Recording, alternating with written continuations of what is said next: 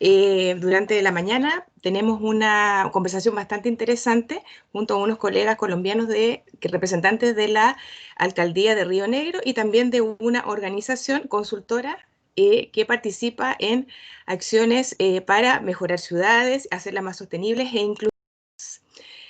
Vamos a comenzar entonces en el contexto del mejoramiento de la calidad de vida de los ciudadanos y la convivencia armónica con el entorno, y comprendiendo que no es solo un trabajo local, sino que requiere de la participación e involucramiento de distintos actores que forman parte de la sociedad. Hemos organizado, en conjunto con la Secretaría de Planeación de la Alcaldía de Río Negro, Colombia, y Arquiurbano Taller, Medellín, Colombia, este conversatorio cuyo objetivo es intercambiar experiencias entre funcionarios municipales de unidades ambientales y unidades de planificación municipal y planificadores urbanos, en cuanto a buenas prácticas de gestión ambiental para el desarrollo de iniciativas sustentables e inclusivas para avanzar hacia ciudades más sostenibles. Doy la palabra ahora a Diego Ribó, nuestro secretario regional ministerial del Medio Ambiente de la región metropolitana. Marjorie, muchísimas gracias. Me atrasé unos minutos, perdón, estaba tan concentrado haciendo un documento que como que se me pasó la hora y no caché. Así que esa es la realidad, pero estoy acá en la oficina trabajando. Por supuesto, agradecer al equipo de educación que organizó este seminario, a nuestros invitados de Colombia, a Paola, a John, y a todos los funcionarios municipales encargados de medio ambiente que se encuentran acá en el conversatorio, con los cuales además trabajamos permanentemente, nos vemos en actividades, así que un gran saludo, espero que estén pasando bien todas las complejidades que ha traído la pandemia.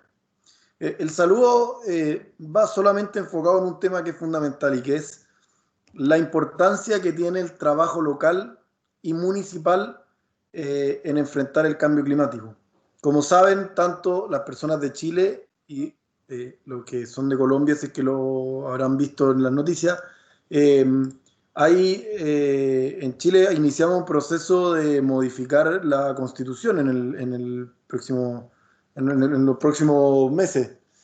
Y independiente de las opiniones políticas, de lo que tenga que quedarse, si hay algo que yo revelaría y me encantaría que ojalá quedara, es darle mayor autonomía y mayores facultades a los gobiernos locales. Son los que más conocen el territorio, los que conocen a las personas, los que tienen el contacto directo con la ciudadanía. Y eso hace que las políticas públicas que se generan a nivel local sean mucho más prácticas. Entonces, es una excelente posibilidad tener esto, donde desde Colombia y Chile podamos intercambiar experiencias de trabajo que nos permitan mejorar la gestión local y, por supuesto, mejorar en términos de la cadena, de cómo tenemos un país o dos países en este caso mucho más sustentable. La cadena pasa porque la ciudadanía, los gobiernos locales y el gobierno central, y en este caso como también lo que tiene que ver con el mundo privado, las empresas, etcétera, hagamos una transformación hacia la sustentabilidad, pero para mí el pilar de inicio de estos cambios tiene que ver con la ciudadanía y la mejor forma de llegar a la ciudadanía a través de los gobiernos locales.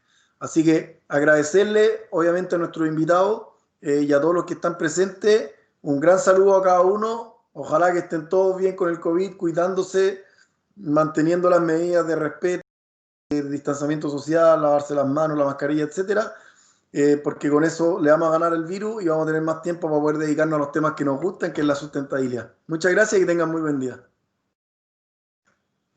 Muchas gracias, Seremi. Y a continuación voy a presentar a nuestros invitados para que nos vayamos ya de lleno a este conversatorio que hemos organizado especialmente para ustedes. Voy a presentar a Catalina Paola Castro, ella es secretaria de Planeación de la Alcaldía de Río Negro, Colombia, y a John Ortiz, él es director de Planificación y Diseño de Arquiurbano Taller Tau, Medellín, Colombia. Les dejo el espacio, John, Cata, para que puedan compartir su pantalla y comencemos la presentación. Marjorie, muchas gracias por esta invitación, muchas gracias y mucho gusto de conocerlo, Diego. Estamos muy contentos de poder compartir esta experiencia desde las dos miradas que lo componen, la mirada desde la administración pública y la mirada que nos va a mostrar John desde los temas urbanísticos y de planificación. Muchas gracias por esta invitación y muchas gracias a todos los que nos están viendo. Bueno, muy buenos días para todos. Uniéndome al saludo de la arquitecta Catalina, pues para nosotros es un placer poder ser parte de esta conversación, digamos lo que es más así, más queríamos que esto fuera más una conversación entre unas experiencias que hemos tenido en el municipio de Río Negro en cabeza de la municipalidad y también pues compartir a ustedes desde sus aspectos locales y desarrollo, pues y de alguna manera compartir los retos, los aprendizajes que se han tenido en diferentes tipos de proyectos. Gracias, pues esperamos que se encuentren muy bien, ¿cierto? Digamos que son épocas complejas, pero que de alguna manera eso ha permitido que estemos hoy en estos sistemas que nos permiten conectarnos de una manera mucho más ágil y bueno, y sobre todo pues compartir experiencias. Vamos a ver a continuación, digamos que lo que hemos hecho entre la alcaldía y nosotros es una selección de 3 proyectos puntuales. Cómo a través del proyecto pues vamos a poder ver una mirada importante desde la planificación, desde la mirada de gobierno y cómo esa planificación, esa mirada de gobierno que está hoy en cabeza de la Secretaría de Planeación en la alcaldía de Río Negro pues se lleva a proyectos puntuales, pero sobre todo cómo esos proyectos puntuales generan de alguna manera esa integralidad, ¿cierto? Esa integralidad de diferentes actores, ¿cierto? Actores privados, actores públicos, y cómo la ciudadanía y la comunidad es el centro, ¿cierto? Bajo miradas sustentables que parten desde lo social, ¿cierto? Entonces, a continuación voy a compartir una pantalla, vamos a hacer una presentación, como decimos aquí a la limón, ¿cierto? Vamos a ir entre a la arquitecta Catalina y mi persona, vamos a ir interviniendo para que vamos como a partir del proyecto, vamos a ir de alguna manera guiando este discurso. Entonces, voy a compartir aquí la pantalla.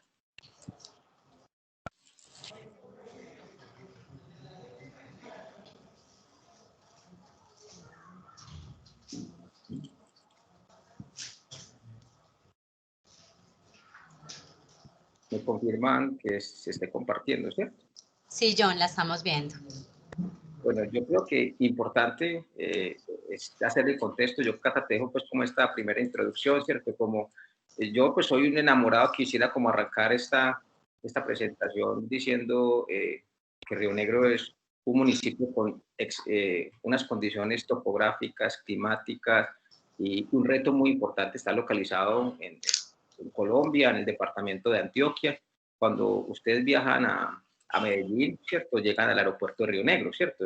Realmente el aeropuerto internacional de Antioquia está en Río Negro, en la ciudad de Río Negro, que es Medellín, y a muy pocos minutos pues se encuentra este maravilloso municipio. Entonces quería dar como esa primera introducción, pero sí dijo a Catalina que se haga ya como un contexto general sobre la ciudad para ya luego entrar a los proyectos.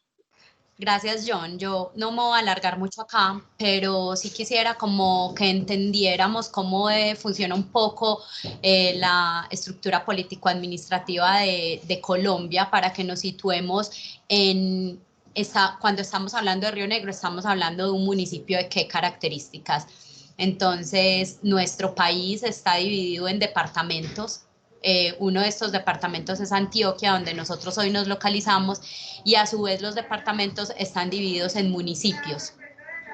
Uno de estos municipios, el municipio de Río Negro, si bien dentro de nuestra estructura existen las asociaciones administrativas, como por ejemplo, o como lo son las áreas metropolitanas, Río Negro no pertenece a un área metropolitana, que vendría siendo como una asociación de municipios. Entonces, también retomando un poco las palabras de Diego con esa magnífica introducción que nos hizo, los municipios en Colombia, desde nuestra Constitución del año 1991, tenemos autonomía municipal para todos los temas de ordenamiento municipal.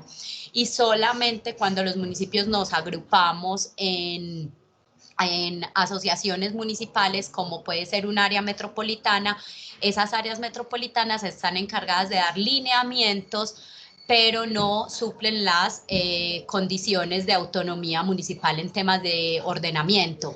Esto es súper importante porque si bien hacemos parte de unas regiones complejas, tanto los departamentos como las áreas metropolitanas solamente pueden dar lineamientos en temas de articulación, pero las competencias siguen siendo municipales. Esto está así en Colombia desde la Constitución del 91 y desde entonces múltiples leyes del nivel nacional para reglamentar la materia, que quería dar como esa pequeña introducción también, tomando un poco las palabras que dijo Diego, que esto ha sido muy importante para los municipios, porque como bien ustedes lo decían, aquí es donde está el conocimiento del territorio puntual y aplicarlo a los temas de ordenamiento se hace mucho más práctico.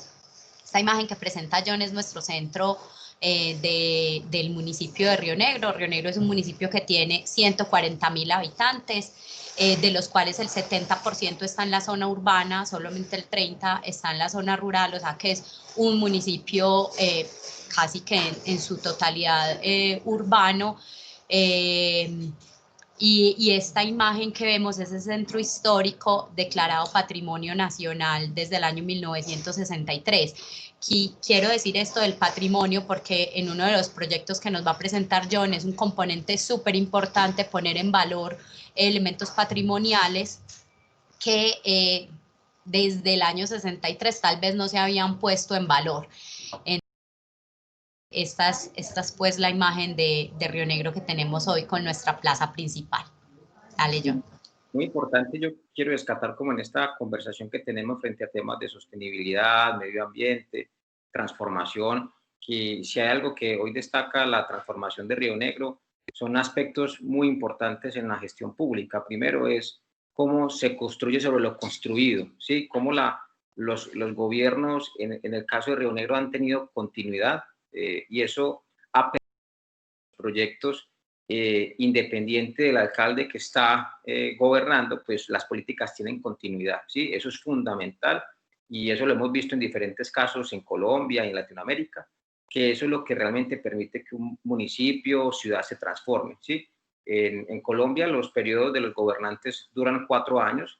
Yo siempre he dicho que para nosotros los arquitectos y urbanistas 4 años son pocos para ver una verdadera transformación de una ciudad, ¿sí? Una verdadera transformación de una ciudad se ve a los 8, 12, 16 años, cuando los proyectos maduran, evolucionan y realmente a veces pasa algo muy interesante, es como los proyectos dejan de ser de los políticos y se convierten de los ciudadanos, ¿sí? Eso, y trascienden esos aspectos que de alguna manera en muchas de nuestras ciudades pues se vuelven barreras y se cortan y eso es lo que hace que los proyectos pues no tengan un feliz término. Eso, quiero destacar eso fundamental de lo que viene sucediendo en Río Negro.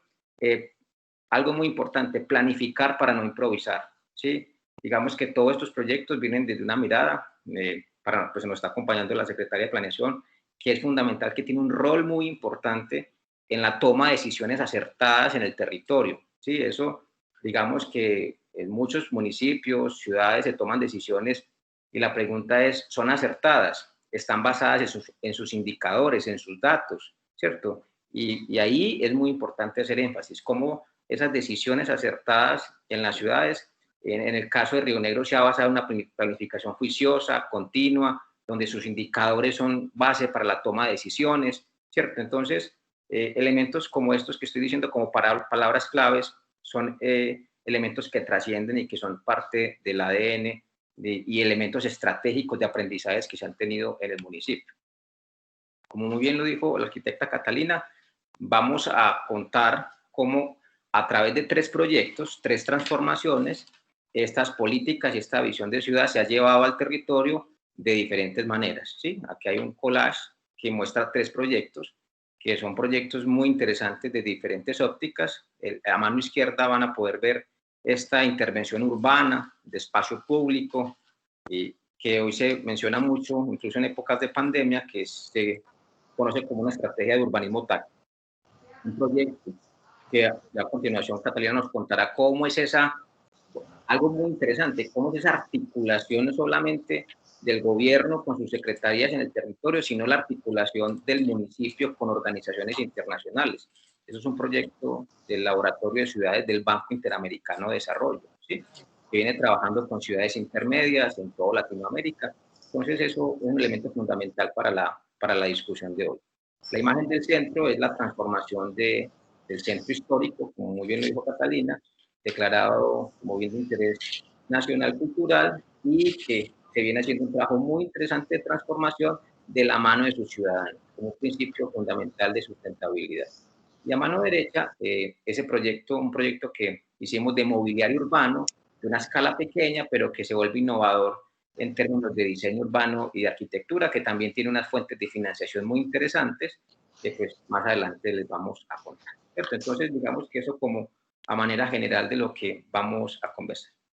El primer proyecto es este, que está denominado Calles Conscientes, un jardín de colores, y que digamos que aquí hay un staff muy importante de personas que nos acompañan en el proyecto. Sí, Kat. Simplemente con la primera imagen que nos estabas ilustrando de los 3 proyectos, muy importante desde la administración pública las escalas de la gestión. Y simplemente como abrebocas e introducción. En el primer proyecto, un tema de urbanismo táctico en el que el municipio simplemente tenía unas funciones de cooperación y de coordinación, porque fue un proyecto que se gestó en el marco de ciudades sostenibles del BID y del laboratorio de ciudades, y ellos hacían como el esfuerzo técnico. Entonces, ¿cómo entra la administración municipal a coordinar y a gestionar? En el segundo, que es en el del centro histórico, ahí sí un esfuerzo completo de la administración en temas de contratación, de recursos propios para llevar a cabo el proyecto. Y en el tercero, otra escala o otra manera como la administración pública puede gestionar recursos para lograr proyectos urbanos, y es a través de la gestión de obligaciones urbanísticas de proyectos privados. Entonces, si bien todos son proyectos públicos, también súper importante entender de estos 3 proyectos que vamos a ver, y es que todos tienen una manera diferente de gestionarse dentro de la administración para lograr un objetivo, que es mejorar un entorno o mejorar las condiciones de vida de una comunidad específica, pero en diferentes escalas y en diferentes tipos de gestión de recursos y de personal y de capacidad administrativa completamente diferentes. Perfecto, así es, eso es fundamental porque digamos que siempre el tema de la consecución de recursos para los proyectos estratégicos de un territorio son fundamentales, y hay diferentes formas de hacerlo, y yo creo que aquí pues vamos a ver casos exitosos de estas diferentes formas de financiación y que se han llevado a proyectos.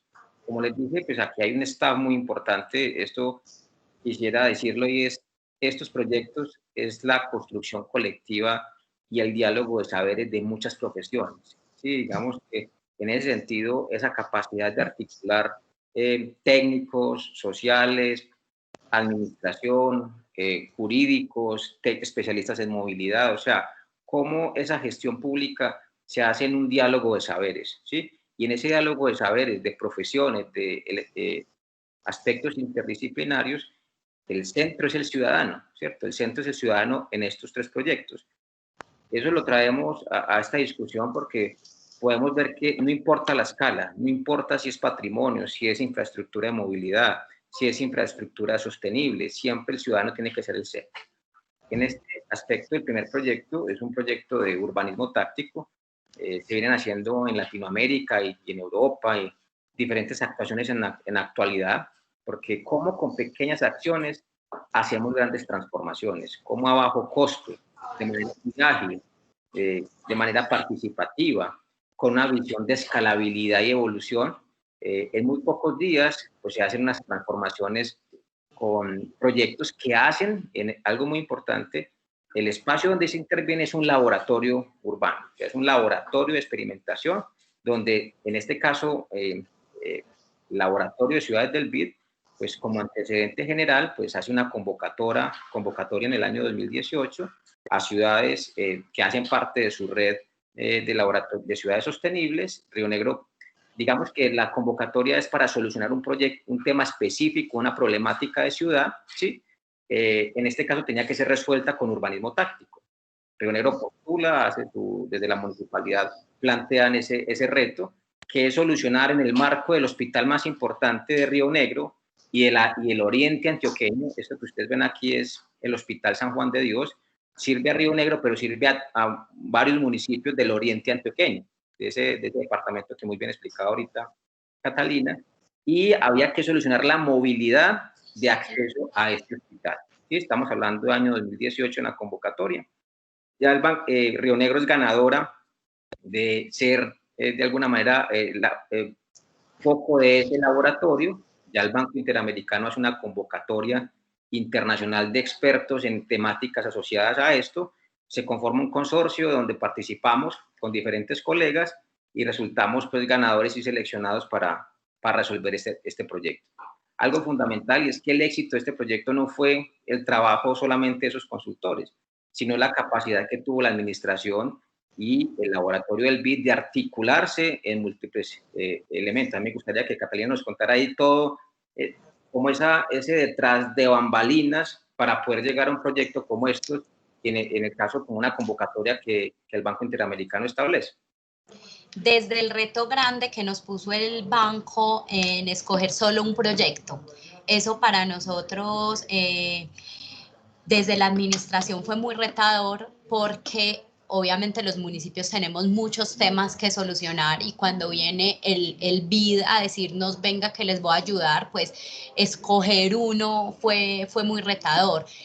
¿Cuáles fueron las premisas ahí para nosotros? La primera, John ya lo dijo, nosotros tenemos el hospital regional más importante en nuestro municipio y es un hospital que está en un contexto urbano que era pesado, que era difícil, un contexto urbano donde primaba solamente el uso del vehículo y esos visitantes del hospital llegaban a un momento en el que no tenían un espacio público como unas salas de espera, si se quieren llamar así, para ese hospital y además un hospital que tenía una condición muy importante y es que justo al lado, lo que vemos en la pantalla, tenía un gran parque, pero un parque que estaba subutilizado, además de unos cruces vehiculares muy difíciles. Entonces dijimos, listo, queremos hacer aquí una intervención, este es el proyecto que vamos a postular, pero era un proyecto mucho más grande de lo que el BID nos estaba planteando. Nosotros teníamos una intervención mucho más grande propuesta.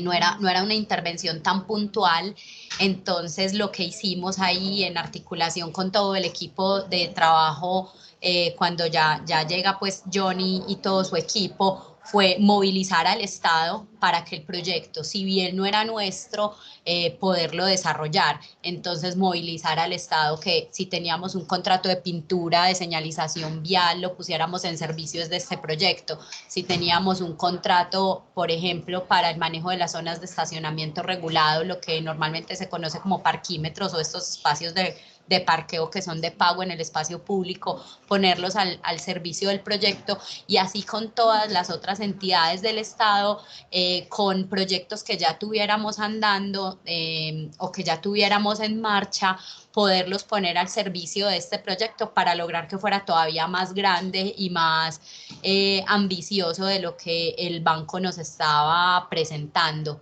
Eso fue súper importante porque este no fue un proyecto que se gestó dentro de la administración, como ya lo hemos dicho varias veces, es un proyecto que el BID nos trae, pero cómo movilizar la administración para que el proyecto pudiera lograr unos objetivos mayores y de ahí la importancia que nosotros o lo contentos que nos pone estar acá compartiendo esta experiencia, porque para el municipio de Río Negro esto fue muy importante, fue porque dejó capacidad instalada en los profesionales de la administración, pero también en los ciudadanos de entender unas maneras diferentes de gestionar el espacio público y esas capacidades instaladas lo que hemos hecho es llevarlas a otros proyectos que se desarrollan bajo esta misma metodología para llevar estas intervenciones a otras partes del municipio. Ese conocimiento que para nosotros es el mayor aprendizaje que tuvimos acá. Nos pone muy feliz poderlo llevar y poderlo presentar ante otros municipios y ante otras personas que seguramente tienen muchas capacidades, inclusive más que nosotros, y cómo replicar este conocimiento, que el conocimiento no se quede en un proyecto, sino que pueda trascender a las administraciones, como bien lo decía John Octavio, inclusive a otras partes a otros municipios. Y ahí es muy importante destacar de lo que nos cuenta Catalina es la capacidad de articulación. Miren, en esta imagen vamos a ver las 7 acciones tácticas que definimos en equipo y aquí interviene la Secretaría, la Subsecretaría de Movilidad, interviene Planeación, Desarrollo Territorial, entidades descentralizadas del municipio, que es la empresa de Desarrollo Sostenible del Oriente, la empresa que se dedica a todo el tema de sostenibilidad que se llama Somos. O sea, hay una capacidad de articular el gobierno en un proyecto específico. Eso es fundamental y nos encontramos en los municipios que hay retos para desarrollar y queremos resolverlos solitos, ¿cierto? Pero el éxito de la sustentabilidad, de transformaciones que van más allá, que transforman el medio ambiente, que transforman de manera integral, es cuando tenemos esa capacidad de articular. Esas acciones que generamos en este proyecto, yo lo considero que es un proyecto que se adelantó a los temas de la pandemia. Esto es un proyecto que se planifica en 3 meses y arranca su ejecución en octubre 31 de 2019. O sea, casi que estábamos muy cerca de llegar a todo el tema de pandemia y sin saberlo, pues digamos que había una apuesta fundamental de transformar vías en calles. Lo que tenemos nosotros en nuestra condición latinoamericana son vías. Un modelo de ciudad que ha sido pensado para el vehículo, ¿sí? ¿Qué nos ha dicho hoy la pandemia? Casi que la mejor manera de circular de manera segura y sustentable es caminar, montar bicicleta, porque en la actualidad el transporte público está castigado por el tema de las aglomeraciones. Este proyecto se adelanta y potencia caminar en estas 3 cuadras en el marco del hospital, ¿cierto? Que hoy este proyecto le permitió al hospital tener un espacio adecuado de espera, un espacio digno de circulación que respeta la interdistancia. Entonces se hicieron cruces peatonales seguros, construyó una cicloinfraestructura que hoy se está continuando aproximadamente en 600 metros que conecta al centro histórico.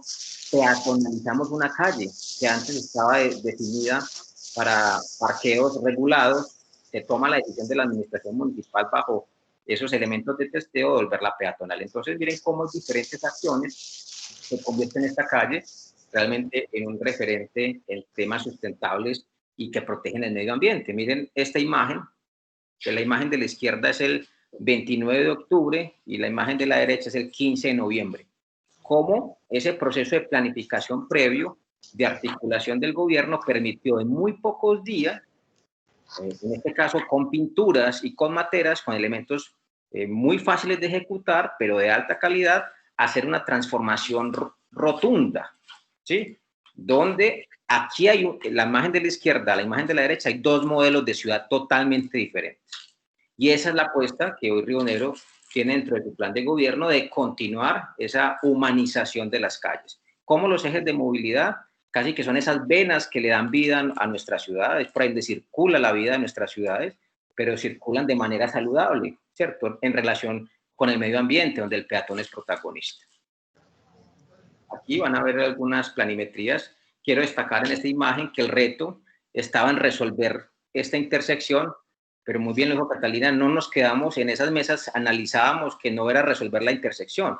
La intersección era un elemento muy puntual, pero había que entender la calle como un hecho completo y que la calle hoy, pues en un proyecto que se viene ejecutando por parte de la administración, esta calle continúa 4 cuadras más, ¿cierto? Realmente con un reto que tenemos impostergable en nuestra condición de Latinoamérica y es conectarnos físicamente, conectarnos socialmente. Entonces es un proyecto de conectividad integral.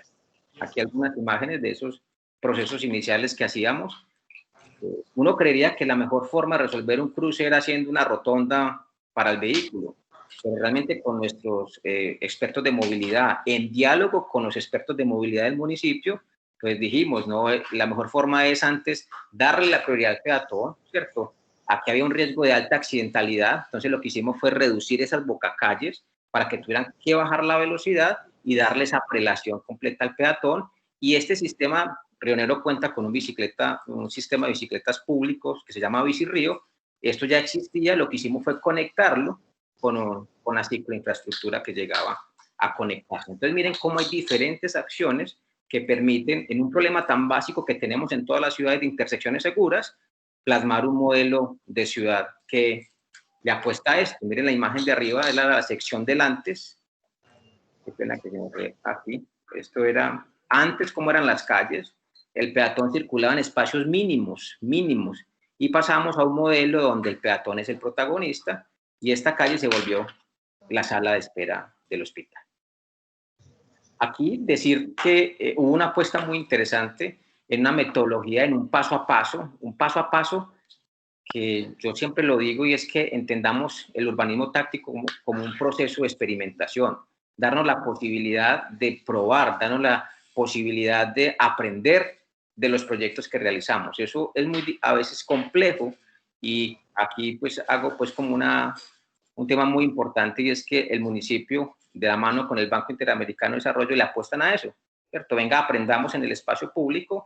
No tenemos, digamos que partimos de una premisa, no hay una verdad absoluta en la decisión, ¿cierto? A veces nosotros nos han formado que equivocarnos es un problema, ¿sí? Y este proyecto, que ha sido hoy un éxito y se ha convertido en un referente en proyectos de urbanismo táctico, tuvo fracasos, tuvo procesos de aprendizaje, que en el mismo proceso íbamos modificando, pero eso lo permite una metodología y un paso a paso que quiero pues muy rápidamente contar.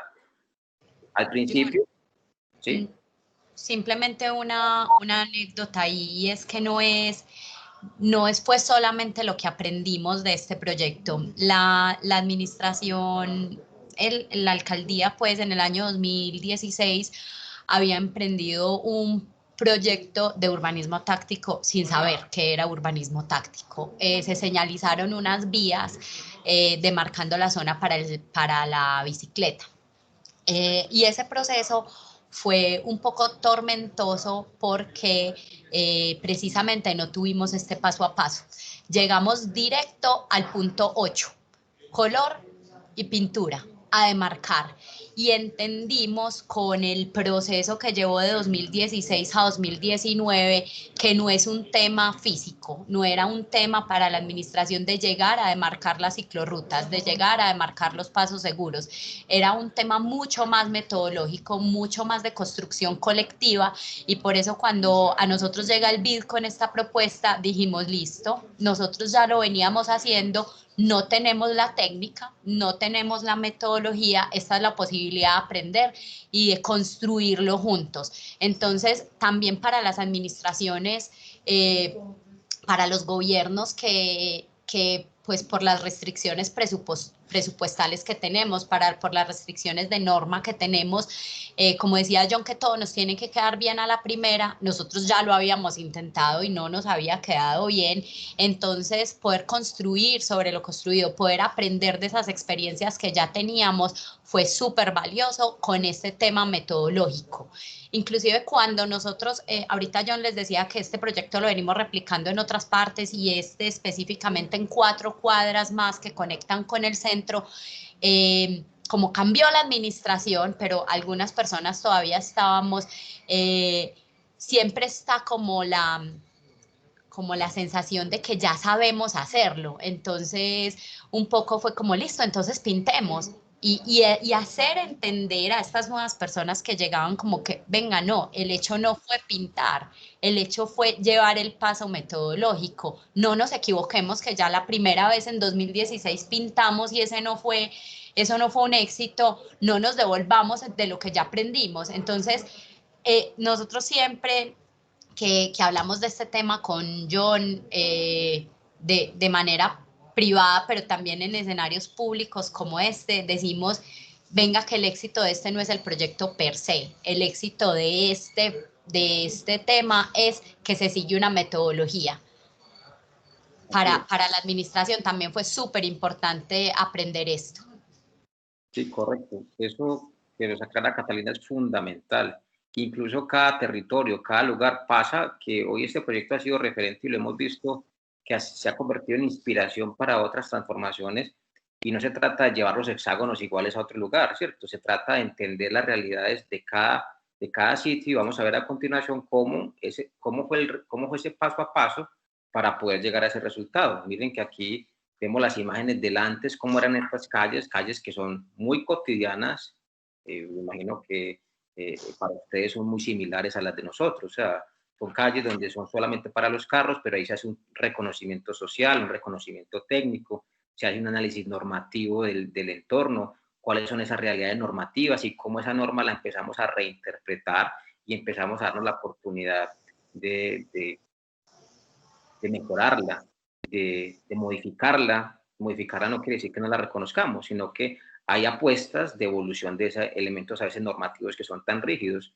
También un elemento fundamental y es el levantamiento de indicadores iniciales, cómo los datos son aspectos fundamentales para la toma de decisiones. Entonces se hace ese primer diagnóstico, luego aparece todo un proceso de talleres de co-creación, donde se hace, el equipo está conformado por antropólogos y psicólogos que hicieron un levantamiento del contexto social, del entorno que estábamos trabajando, comerciantes, el hospital, los vecinos cercanos, juntas de acción comunal, y se creó un comité de esos actores sociales, unas mesas de trabajo que nos reuníamos periódicamente para darle un seguimiento y evolución y esa construcción colectiva de propuestas.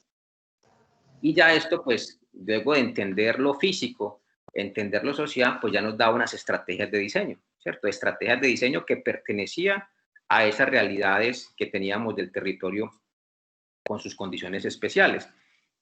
El Oriente Antioqueño, digamos que indudablemente estos proyectos desatan en unos aspectos estéticos, arquitectónicos, donde había que hacer una toma de ese espacio que era para el vehículo y convertirlo para el peatón.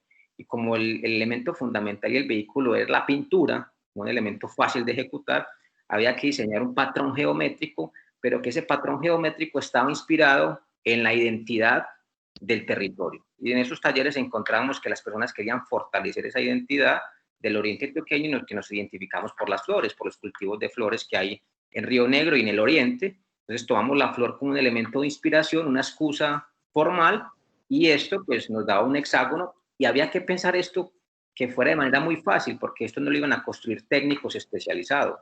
Era un proceso que se hacía a partir de voluntariados, de personas que se querían sumar al proyecto. Entonces van a ver cómo la convocatoria fue tan exitosa que ciudadanos, comerciantes, personal médico, personal de la administración, amigos, colegas, pues se sumaron al proyecto y permitieron que estos elementos, a partir de un proceso de socialización y de divulgación, pues que al final arrancáramos un proceso de ejecución. Catalina lo decía ahorita muy claramente, miren que solo hasta el paso quinto se empiezan a hacer las primeras líneas. Ya había pasado un proceso muy avanzado antes de tomar una decisión de pintar, ¿cierto? Y aquí el municipio tenía una cuadrilla de señalización para hacer señalizaciones normales que hacen en un municipio y se pone al servicio de la señalización de un urbanismo táctico para un nuevo modelo de ciudad. Aquí a mano izquierda empezábamos a ganarle carro para ganar la bicicleta, ¿sí? Eso fue un elemento muy interesante que permitió en el paso 5 empezar a hacer esa conquista del espacio público.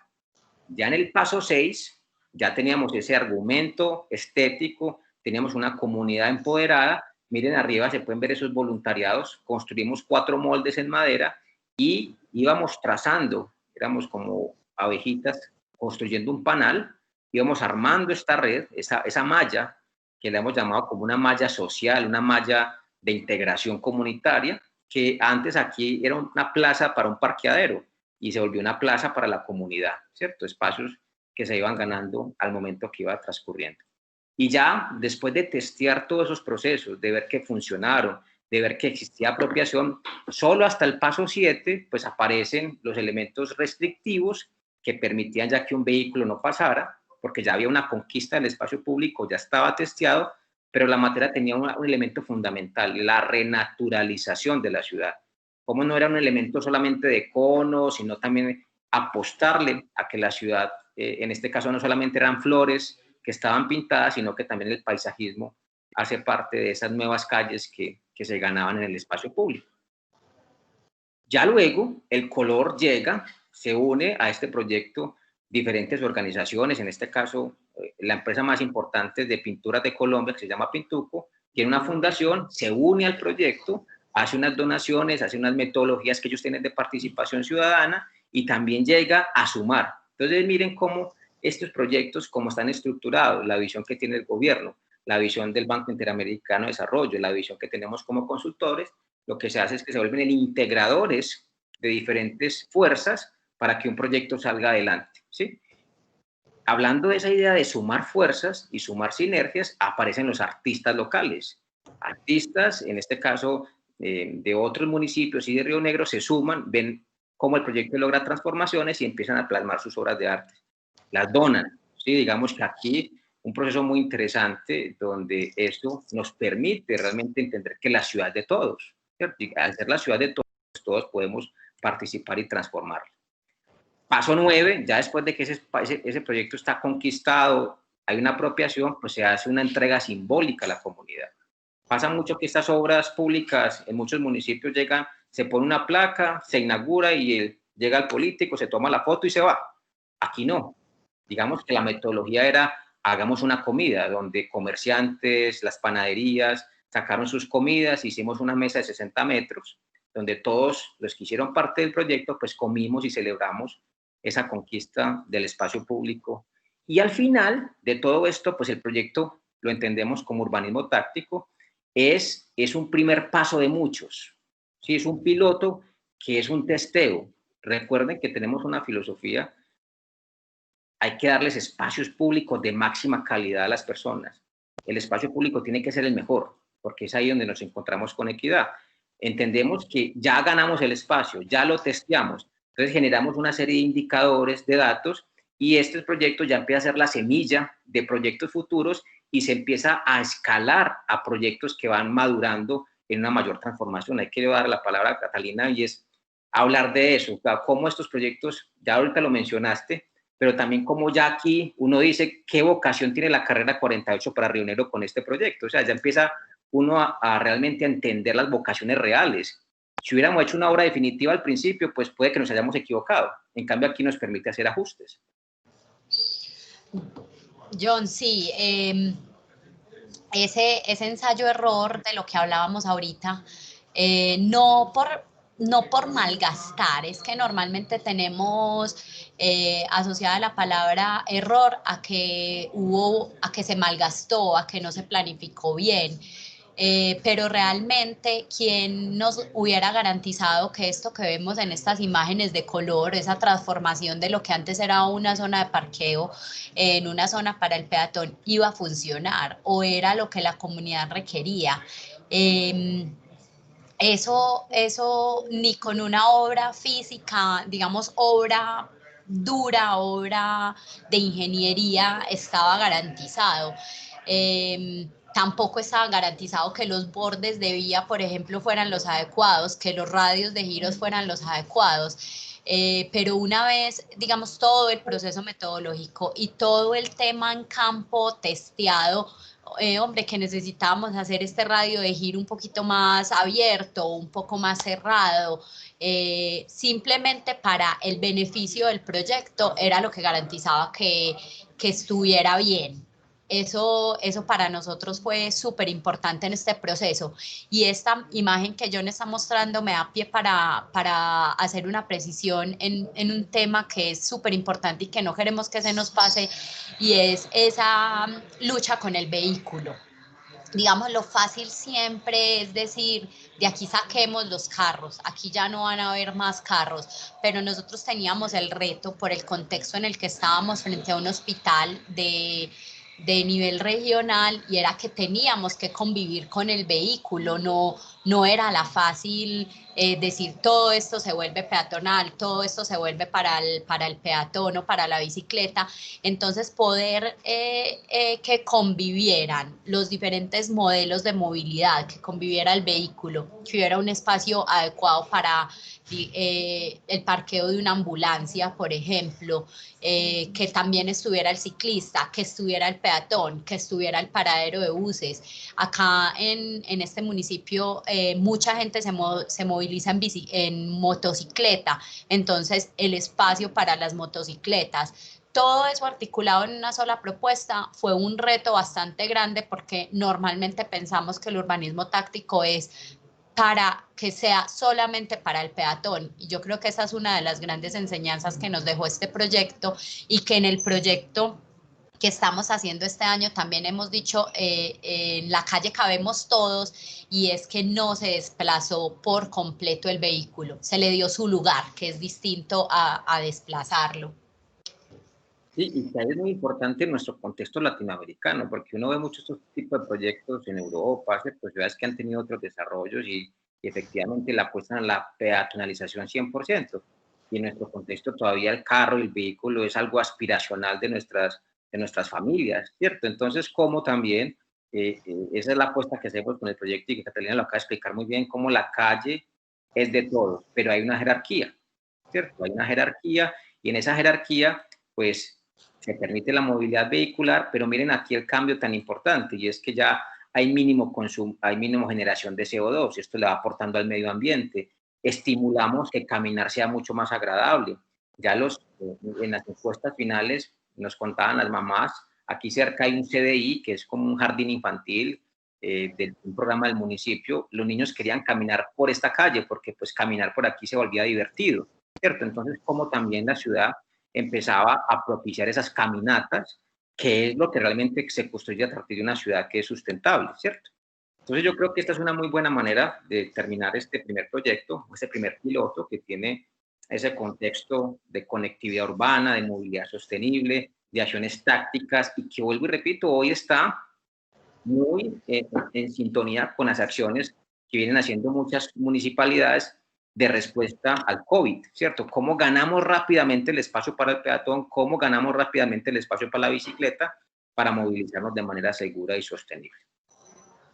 Ya el segundo proyecto es un proyecto que es una apuesta muy importante del municipio, y es la recuperación de su centro histórico a partir de un proyecto que se llama Río Negro, el color de nuestra historia, que hago una pequeña introducción, ya para darle la palabra a Catalina, sobre todo como en esa, de cómo se gesta el proyecto, sobre todo, Catalina, explicarles cómo no solamente es un proyecto de recuperación de patrimonio, sino que hay otras acciones como la Plaza de la Libertad, la peatonalización, o sea, es la sinergia, es un proyecto estratégico que tiene muchas acciones. Es que la plaza que estamos viendo en este momento, en esta imagen, es una plaza nueva. Esta plaza se inauguró en el año 2018, porque en el año 2016, cuando nosotros llegamos a la administración pública, encontramos una obra en ejecución, pero que no iba a ser una plaza cívica. Lo que vemos en el sótano, debajo de la manguita que vemos ahí del pasto de la zona verde, hoy es un museo, pero inicialmente estaba destinado en el proyecto original a un parqueadero para los servidores públicos de la administración. En 2016, cuando cambia la alcaldía, ya encontramos la excavación hecha, pero digamos con una visión de territorio, una visión del espacio público mucho más distinta. Lo que se hizo fue cambiar por completo el diseño de la plaza y aprovechar la excavación que ya estaba hecha, sacando o cambiándole el uso de parqueadero a un gran museo sin puertas, un museo público, un museo de la ciudad. Esta génesis de este proyecto, cuando se inauguró esta plaza, nosotros decíamos, listo, estamos en un centro histórico. Estamos en un centro histórico que cuando la gente camina por acá no se da cuenta el altísimo valor patrimonial que tenemos. ¿Cómo lo ponemos en valor? ¿Cómo lo ponemos en valor si la gente no está preocupada por cuidar sus fachadas, no está preocupada? Esto es un centro muy activo, comercial, comercialmente hablando, en temas bancarios y en temas de servicios. ¿Cómo resaltar lo que tenemos si además las fachadas son bienes privados? Y los municipios no podemos invertir recursos públicos en bienes privados. Pero nuestra ley de ordenamiento territorial dice que las fachadas hacen parte constitutiva del espacio público. Es decir, las fachadas no son espacio público, pero constituyen, son un elemento constitutivo del mismo.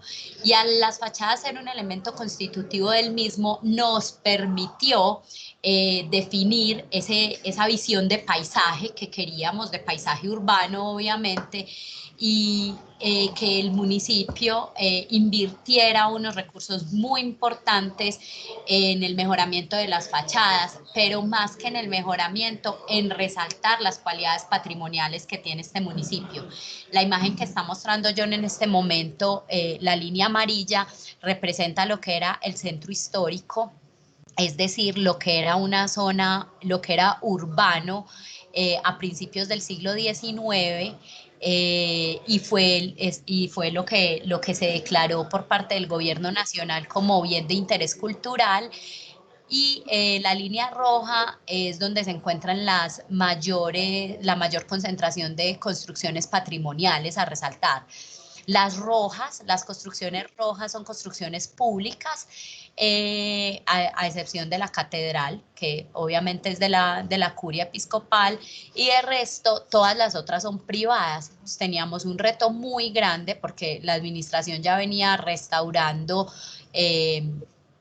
4 de esas construcciones que vemos públicas, pero nos quedaban en un contexto un poco degradado por los usos de parqueaderos, degradado por la conservación que teníamos de los mismos inmuebles, por unas malas prácticas en temas de enchapes, de pinturas. Entonces ahí era donde era importante para la administración, no para favorecer un particular pintándole su casa, sino para conformar un paisaje urbano adecuado a un centro histórico o bien de interés cultural nacional. Así es, aquí podemos ver esas imágenes de ese estado, arquitecturas muy importantes. Río Negro es pionero en la historia de Colombia, aquí fue donde se firmó la primera constitución de Colombia, o sea, realmente hay una historia muy valiosa que tiene el municipio y que a partir de esos hechos históricos, pues yo creo que se toma esa decisión tan importante de convertir el centro histórico en un proyecto estratégico. Aquí vamos a ver un diagrama cómo el proyecto es una construcción colectiva, es la sumatoria de fuerzas. Es un proyecto es un proyecto estratégico de la municipalidad que se une también, en este caso, la empresa, que vuelvo y repito, como lo dije ahorita, es la Fundación Pintuco, que ese sector privado que también llega a aportar, que llega a sumar, y un proyecto que tiene una vocación, que es una decisión que se toma, y es que sea voluntariado, ¿cierto? Las personas que quisieran acceder al proyecto, pues alzaban la mano. No era un proyecto impuesto, que era un reto muy interesante, porque pues, el que sea impuesto es la fácil, pero realmente permitir que ese voluntariado se diera, pues permitió que esto fuera como una bola de nieve, que al principio, mientras íbamos generando confianza con el proyecto social, pues las personas iban sumando poco a poco, porque siempre hay un proceso de desconfianza con la acción pública. La integralidad del proyecto en estos 5 componentes permitió que esa acción del municipio pues generara confianza en las personas. Una arquitectura y un urbanismo pensado desde el patrimonio, todo un componente técnico, ejecución de alta calidad, de aplicación de pintura que se hacía de la mano con las comunidades, un componente artístico, porque el arte para resignificar la memoria, ¿sí? No solamente las arquitecturas que están como elementos físicos, sino las memorias, las historias que están en el voz a voz también se plasmaron en murales en unos sitios estratégicos. Un componente social que a partir de metodologías de interacción social permitió que el proyecto fuera, a continuación veremos cuáles son esas estrategias, que fuera participativo, y un elemento estratégico en la función pública y es la comunicación asertiva. Lo que yo no conozco no lo quiero, ¿cierto? Entonces, como esa comunicación constante, verdadera, directa con el ciudadano, pues permitió que este proyecto pues, fuera un proyecto de gran transformación. Cada acción de esas cada componente tenía diferentes acciones que se articulaban en una gestión interinstitucional. Miren que es un poco un discurso muy similar al que hablábamos ahorita en Calles Conscientes, pero es una forma como el gobierno de Río Negro trabaja, ¿cierto? Y se establecían unas mesas de trabajo, porque no solamente era el centro histórico en el proyecto que estaba inserto en la secretaría, sino que tenía que ver con planeación, tenía que ver con desarrollo territorial, tenía que ver con la obra de la plaza principal, o sea, tenía que ver con desarrollo económico, o sea, toda esa gestión interinstitucional, pues había una mesa de seguimiento quincenal que permitía hacerle control a estos aspectos del proyecto. Tan importante ahí, John, resaltar los retos también que tenía la administración, porque todos ustedes, los que nos están oyendo, saben que cuando uno hace un contrato público, uno ya sabe todo, hasta el último detalle. Uno ya sabe qué va a pintar, cómo lo va a pintar, cuánto se va a gastar, cuántos metros. Y para nosotros fue un reto muy grande porque teníamos un contrato que sabíamos que íbamos a hacer X metros cuadrados de pintura, X número de puertas y ventanas restauradas, un tema de señalización, pero no sabíamos eso dónde estaba, porque eso era voluntario. Nosotros estábamos interviniendo casas donde vivían personas y donde esas personas además eran libres de decir entro al proyecto o no entro al proyecto y yo quiero que mi casa esté de este y este color. Eso obviamente para administrar recursos requiere mucho compromiso, requiere un seguimiento muy estricto por parte de la administración, pero lo que nos demostró es que se puede hacer sin ningún problema, porque lo que da es confianza a la gente. Cuando nosotros empezamos, recuerdo mucho las primeras mesas que teníamos con el equipo y decíamos, bueno, ¿cuándo empezamos a pintar? Y nos decían, no, es que todavía nadie nos ha dejado.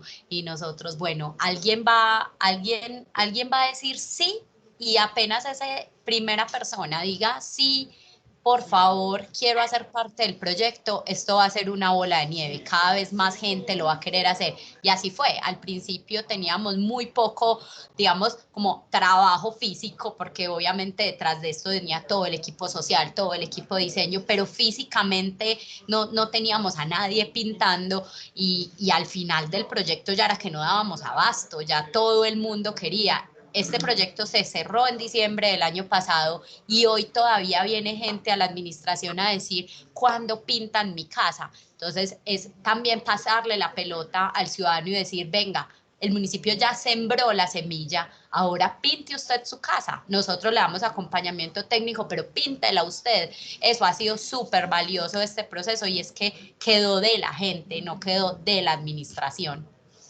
Es fundamental, es lo que hablamos ahorita, es darse la oportunidad de planearlo bien.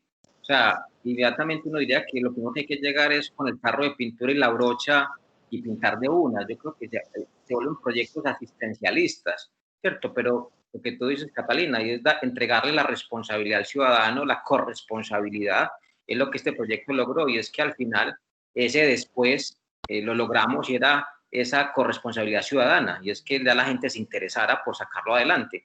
Miren, aquí, mientras lo que Catalina explica muy bien, mientras no había pintura, el equipo social y los equipos técnicos que hacíamos, levantamientos, diagnósticos, análisis previo a previo, fueron aproximadamente 435 predios analizados. Su arquitectura, teníamos planos, análisis de las fachadas, cómo se iba a organizar el tema de letreros, qué se recuperaba, se hacían calas estratigráficas, había todo un componente técnico que permitía, mientras iba tomando esa recuperación de confianza, digamos, casi generando la primera pincelada, pues había todo un staff de planificación previa que se creó, y es que las personas podían elegir el color de su predio, pero para los colores gustos, ¿sí? Entonces había un tema muy complejo, porque si era voluntario, pues en qué marco de colores, para que tampoco fuera un elemento que irrumpiera con el paisaje, sino que entonces a partir de los valores de Río Negro. Entonces tomamos la tradición y la cultura, todo el componente que Río Negro es pionera en muchos aspectos, todo el tema de la historia a partir de la libertad, está localizado en el oriente antioqueño, entonces es un sol naciente, y todo el tema histórico con expertos del color, cada uno de esos valores se convirtieron en colores que le apuntan a esos valores. Entonces las personas no se identificaban, no, yo me identifico por ser pionero, yo me identifico porque me gusta la libertad, yo me identifico por ser tradicional. Entonces, muy interesante cómo el color se convirtió como en una excusa para, de alguna manera, resaltar valores de los rionegreros, ¿cierto? Y aquí, pues, algunas imágenes técnicas de ese trabajo que se hacía muy sensible social, pero también un trabajo muy fuerte técnico que le responde a los componentes de patrimonio, porque esto está en el marco de un centro histórico que tiene que respetar las normas que establece el ministerio. Entonces, aquí algunas imágenes. Y eso, pues, nosotros desde la arquitectura, con arquitectos locales, esto fue fundamental, generamos unas estrategias de cómo se aplicaba el color a partir de esos análisis de tipologías y a partir de lo que la historia y los análisis nos daban. Entonces, el tema de basamentos, el tema de fondos, el tema de los asientos en el caso de las ventanas, las puertas, todo el tema de recuperación de esas, restauración de las diferentes tipologías que nos encontrábamos en esos 435 predios. Todo esto se hizo de la mano con carpinteros locales, ¿sí? Que tuvieron la oportunidad de hacer estas restauraciones, y en el marco de la plaza, como estamos en un espacio netamente comercial, pues aquí hubo un tema muy interesante que me gustaría, Cata, porque eso tiene un antecedente. El proyecto no llega de cero a plantear esto, ¿sí? Ya el municipio tenía, a partir de la construcción de su manual de espacio público, ¿cierto?, unas directrices, que lo que hace el proyecto es llevarlo y continuar esas ideas que ya estaban establecidas. Sí, nosotros acá teníamos un problema de contaminación visual muy agresivo con el paisaje urbano, con el tema de los letreros comerciales, sobre todo porque estábamos en un centro histórico donde el municipio sí tenía una reglamentación al respecto, pero esa reglamentación no se había como cuidado, no se había cuidado que las personas la respetaran. ¿Qué hicimos entonces acá con este proyecto? Poner en marcha esa reglamentación que ya existía.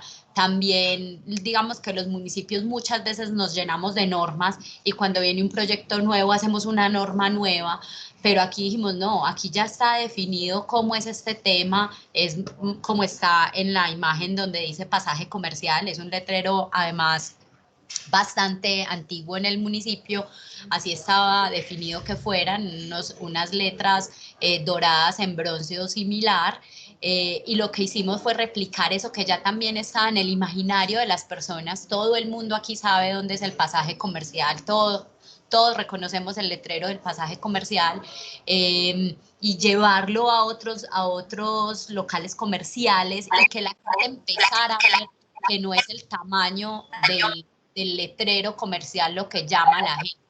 No importa que yo tenga el letrero más grande, que tape toda mi fachada, porque también tuvimos unos retos grandes en letreros que literal tapaban todas las fachadas, y la fachada que tenía un gran valor histórico, pero era un letrero gigante que no lo dejaba apreciar, sino el hecho de que mucha gente visite el centro y el hecho de que en el centro haya un paisaje adecuado, que sea un centro tranquilo, que sea un centro caminable, porque esto estuvo acompañado además de una peatonalización de casi el 60% de las calles del centro histórico, o sea, era integral. El municipio por un lado venía peatonalizando calles y por el otro lado venía pintando fachadas, hizo que fuera un centro mucho más atractivo, mucho más vivo comercialmente, y que la gente también fuera entendiendo que no estaba en su local particular, en su comercio particular, sino en lo que como contexto, como centro, todos juntos lográramos atraer visitantes. Eso fue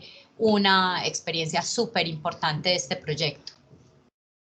Y ahí, para complementar y finalizar el proyecto, no solamente se queda en esas infraestructuras patrimoniales, históricas, sino que es un proyecto que llega a la vivienda, que está inserta en el centro histórico, o sea, llega hasta las entrañas de esas casas que todavía están viviendo, que generan vida, que generan esos ojos sobre el centro.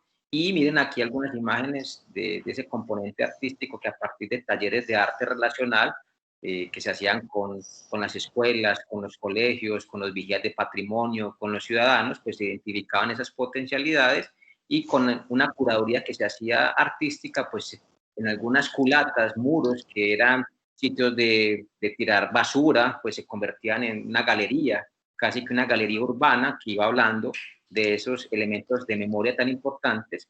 Miren una casa que estaba dentro del centro histórico y cómo pues se hace su transformación, ¿cierto?, a partir de estos principios que acabamos de hablar, y este acompañamiento del municipio y del proyecto, y cómo ya empezábamos a tener casi que ese color empezaba a darle vida a esas edificaciones, y que se resaltaban y que empezaban a dignificar el hábitat dentro del centro histórico. Ahí damos fin a este segundo proyecto, ¿cierto?, que en esa categoría de patrimonio y de transformación urbana de centros históricos Algo importante es que estos proyectos que estamos mencionando están hoy nominados en la Arquitectura de Colombia de 2020, o sea, jurados expertos han definido que estos proyectos tienen unas vocaciones importantes para ser nominados.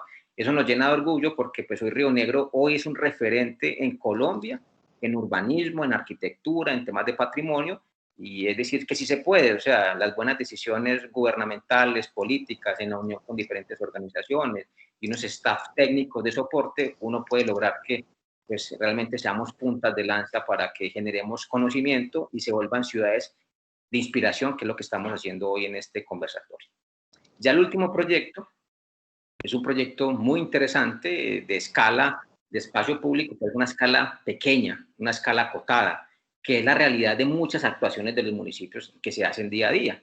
Y es el paradero de bus lúdico, es una parada de bus, ¿sí?, de transporte público, que está en el marco de una zona franca que se localiza en el municipio de Río Negro. Este proyecto, digamos que voy a hacer un antecedente general para darle paso a Catalina. Esta es la zona franca que está localizada cerca del aeropuerto José María Córdoba. Para acceder a esta zona franca, digamos que entran camiones de grandes toneladas, de mucho peso, por una vía que da acceso a una vereda que tiene una población, que es la vereda Chachafruto, donde todos los días circulan por esta calle niños, madres, por andenes, como se llaman aquí, o veredas de 80 centímetros, ¿sí?, al lado de camiones. Entonces, digamos que en esa visión integral del municipio, de la mano con Zona Franca, pues se ve la necesidad de mejorar la movilidad de esta calle, haciendo un mejoramiento de la sección para esos camiones, pero no solamente ampliar la vía para el vehículo, sino mejorar la movilidad peatonal para pasar a unas dimensiones dignas, ¿sí?, en este espacio. Esto, digamos que se hace dentro de un marco de un plan maestro. Importante que estos proyectos siempre están concebidos por fases, eso es fundamental. Siempre queremos hacer proyectos muy completos, siempre será esa mirada y ojalá siempre tengan esa mirada, no seamos cortoplacistas, ¿sí? Como los proyectos, aunque hagamos una primera fase, pues está pensado una fase 2 y una fase 3. Siempre esa mirada completa permite que los proyectos, cuando los insertemos en primeras fases, pues generen un impacto mayor. Entonces aquí pueden ver cómo es esa planificación completa de ese paseo urbano de acceso, que ya luego nos centramos al tema de la parada de bus. Yo no sé, Catalina, aquí en esta parte general, como hablar sobre todo, que es muy importante, todo ese tema de fuentes de financiación, obligaciones urbanísticas que se hace con Zona Franca.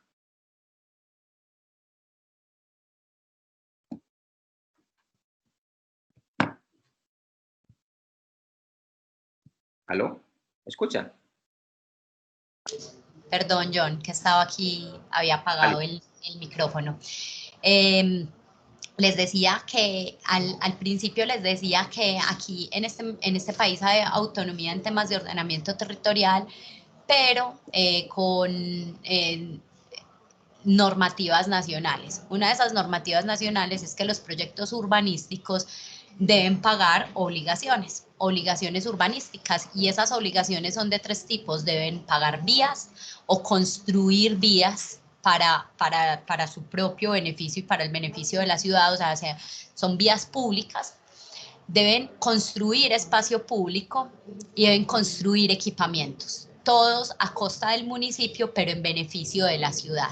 Y esas obligaciones urbanísticas de que es la zona franca, una de las zonas francas más importantes de la región, una zona franca que primero alberga demasiados trabajadores, muchas industrias, y que está en relación directa con el Aeropuerto Internacional José María Córdoba, tenía en deuda algunas de esas obligaciones urbanísticas. No todas, pero algunas. Nosotros, ¿qué dijimos? Dijimos, venga, usted no lo puede pagar en dinero o no lo puede pagar mediante un sistema que se llama concurrencia. Es decir, usted hace las obras que el municipio le indique. Y aquí, frente a la zona franca, teníamos una necesidad de mejorar la movilidad del sector, porque esto es una zona rural.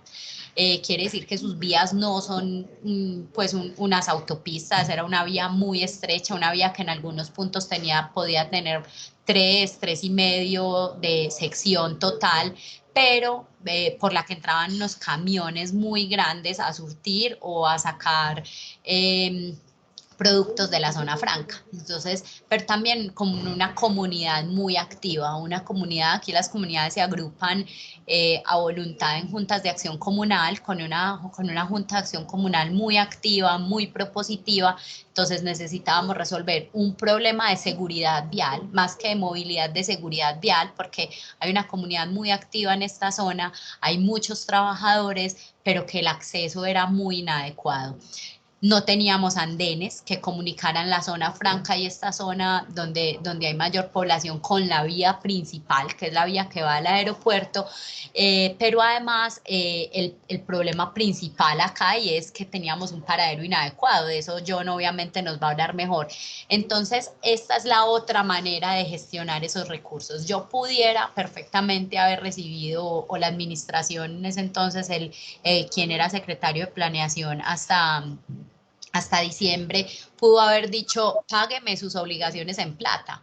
Y para el municipio, obviamente, siempre vamos a necesitar plata, los recursos son limitados, pero haber sido visionario y que esas obligaciones se pagaran mediante la concurrencia, es decir, que fuera la misma zona franca quien ejecutara las obras y el municipio después las recibiera, obviamente entrando a título del municipio, fue súper importante porque nos dio dos temas que para las administraciones públicas son muy difíciles: celeridad. Este fue un proyecto que se hizo en tiempo también récord.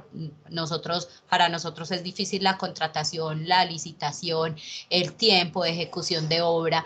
Entonces, como primera medida, la velocidad en la intervención o la celeridad en la intervención, y segundo, el impacto. O sea, como una zona franca impacta la comunidad que la circunda de manera directa. Así es, así es. Haciendo una lupa a ese proyecto ya, digamos, aquí pueden ver cómo es como una lupa de detalle que muestra la integralidad de eso que muy bien nos apuntaba Catalina, un proyecto de seguridad vial. Miren aquí ya esa vía que está mejorada, que tiene unas secciones importantes para el vehículo, pero en algunos puntos aparecían estos reductores de velocidad que le daban prioridad a los peatones para poder cruzar y circular. Ya aparece un paseo urbano, un andén con dimensiones generosas, y justo en el acceso a la zona franca y justo el acceso a la vereda se proyecta esta parada de bus que es para los que trabajan en la zona franca y para los habitantes de la vereda, y se proyecta a futuro una estación de bicirrío de bicicletas públicas, que hablamos ahorita en el primer proyecto, para complementar ese sistema eficiente de movilidad sostenible: transporte público y bicicletas públicas, ¿sí? Entonces, aquí pueden ver cómo esas decisiones gubernamentales aterrizan en proyectos específicos, en primeras fases, segunda fase y terceras fases, ¿sí? Estas son algunas imágenes de ese proceso participativo. Fácilmente la zona franca hubiera dicho, no, cumplo mi obligación, hago el andén, hago un paradero convencional, pero en ese diálogo entre empresa y municipio se hace la apertura a un diálogo ciudadano. Y en ese diálogo ciudadano, pues, entendemos que hay necesidades sentidas de la comunidad. En este caso, la comunidad expresaba un espacio importante de recreación en la vereda, ¿cierto?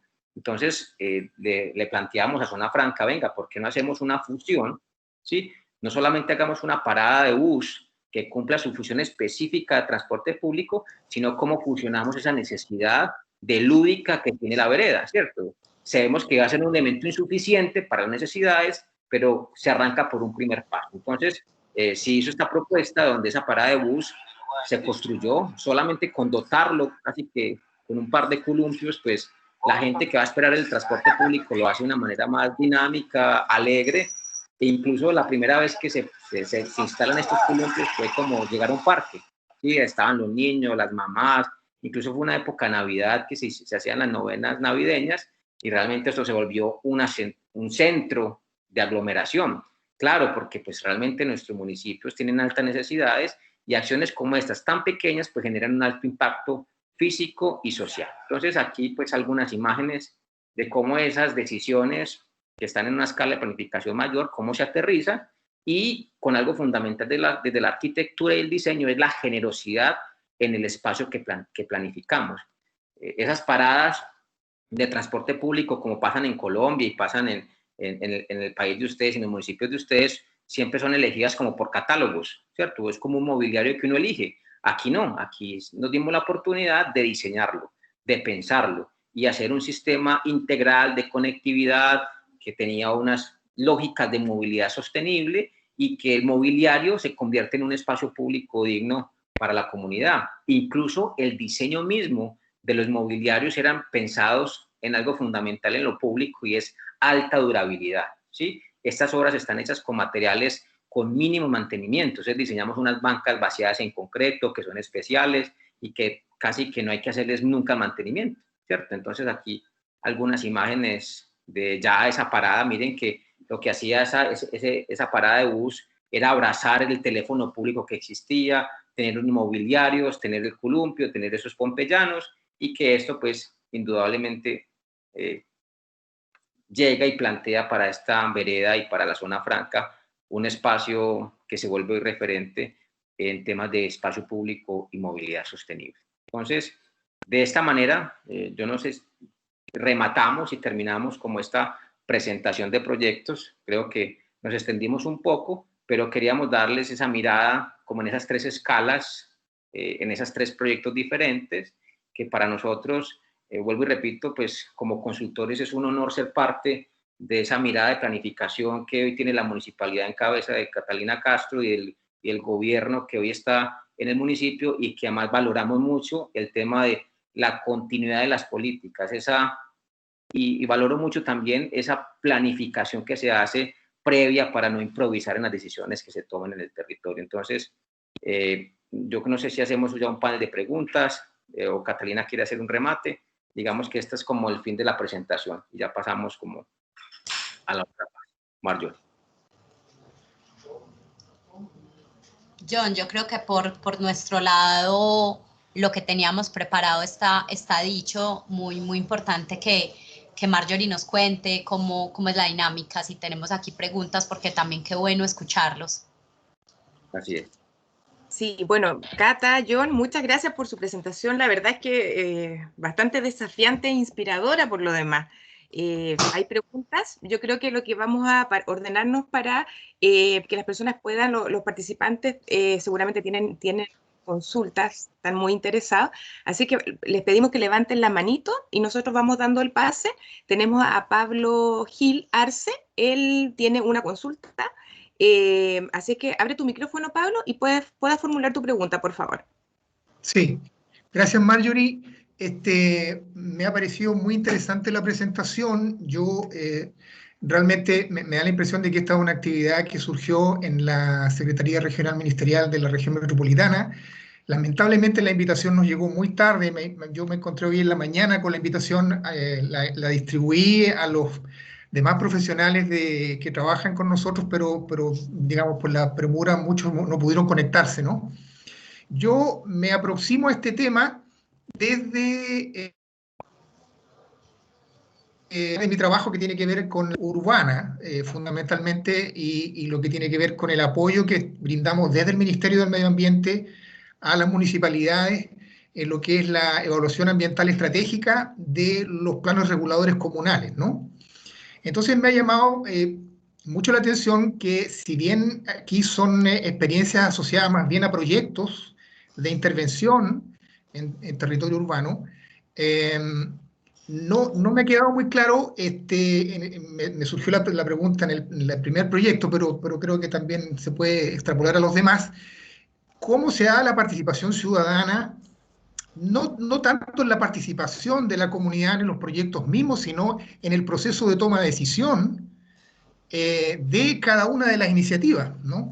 Porque es distinto cuando se hace participación ciudadana para tomar la decisión respecto de lo que se quiere hacer o de lo que se necesita, a tener una participación ciudadana donde digamos, bueno, ¿sabes qué? Vamos a ayudarle a pintar las veredas, o a lo mejor vamos a contar con la colaboración de las agrupaciones de ciclistas para el diseño de la ciclovía o cosas de ese tipo, ¿me entiendes? Entonces, como yo trabajo desde el punto de vista de la planificación, la duda era de qué manera se incorpora la participación ciudadana en la toma de decisión. Es decir, cuando se decide, ¿sabes qué? Queremos hacer esto por tal y cual razón. En el caso del BID me parece a mí un poco difícil porque, claro, es una cosa que viene de una institución internacional y, bueno, se trató de aprovechar, me da la impresión, la oportunidad y se hicieron los ajustes asociados, digamos. Esa es la primera pregunta. Y la segunda tiene que ver con de qué manera estos proyectos se insertan en la planificación que tenía el municipio respecto a su desarrollo urbano, o si formaron parte de algún planeamiento que tenían previamente, o simplemente se desarrollaron porque surgió la oportunidad y contaron con los recursos nada más. Eso, gracias. Voy a empezar con la segunda pregunta y luego le doy el paso a John para la pregunta que tiene que ver con la participación. Nosotros en el año 2016, cuando empieza un nuevo gobierno municipal, Pablo, había una visión muy clara del gobierno de resaltar los valores patrimoniales del municipio. Digamos que eso estaba definido en el programa de gobierno del alcalde. Y además está definido en nuestro plan de ordenamiento territorial que venía desde el año 2011, solo que de 2011 a 2016, si bien eso estaba dentro de nuestro plan de ordenamiento territorial, no había sido la prioridad para el municipio. Cuando cambia la administración y John resaltó mucho que se trató de construir sobre lo construido, pues teníamos ya un plan de ordenamiento en marcha y lo que se trató en los temas de plan de desarrollo fue incluir esos valores patrimoniales específicamente del centro histórico al plan de gobierno. Entonces, este proyecto del Río Negro, el color de nuestra historia, no, yo les decía, esto no fue un proyecto desarticulado, porque no estábamos solo pintando las casas. Estábamos además recuperando o peatonalizando nuestro centro, estábamos interviniendo el centro histórico, el parque principal, nuestra Plaza de la Libertad, y además estábamos pintando las fachadas, o sea, habían 5 cuadrillas de trabajadores o cinco equipos de trabajo diferentes, solamente con la mirada en el centro. Entonces, si bien se articulaba un plan que venía desde hace mucho más tiempo, que era el 2011, pero además fue incluido de una manera visionaria en el plan de gobierno del alcalde que en ese momento estaba, que era el doctor Andrés Julián. Eso por el lado de las intervenciones del centro. Y las intervenciones de movilidad del municipio tiene definido un plan vial y de movilidad que no solo incluye los medios motorizados, sino que también incluyen los medios, pues la bicicleta como tal, las ciclorrutas. Y en ese mismo contexto, el municipio está implementando un sistema de bicicletas públicas localizados en diferentes partes del municipio, pero no contábamos con cicloinfraestructura. Entonces también lo que se trató de apuntar con estos proyectos, si bien el del BIDER venía como de una institución internacional, lo tratamos de amarrar a nuestros programas. Entonces ya teníamos el sistema de bicicletas públicas, ya teníamos nuestro plan vial y de movilidad. Teníamos que resolver además unos problemas ya muy específicos del sector, pero dijimos, bueno, pongamos este proyecto a trabajar para nuestra visión de planificación general. Obviamente esto no lo iba a resolver todo, pero iba a dar la semilla para que el municipio pudiera seguir implementándolo. Entonces sí que se articulaban con lo que desde el ordenamiento general tenían. Para darle la palabra a John y no alargarme más, solamente voy a decir una cosa con los temas de participación, y es algo que todo el tiempo conversamos, John como consultor y nosotros con la administración, y es: no hagamos pasar la participación ciudadana como que les estamos informando. Para nosotros nos hemos cuidado mucho de eso. Normalmente decimos, la gente participó porque lo citamos y les contamos lo que vamos a hacer. simplemente los informamos.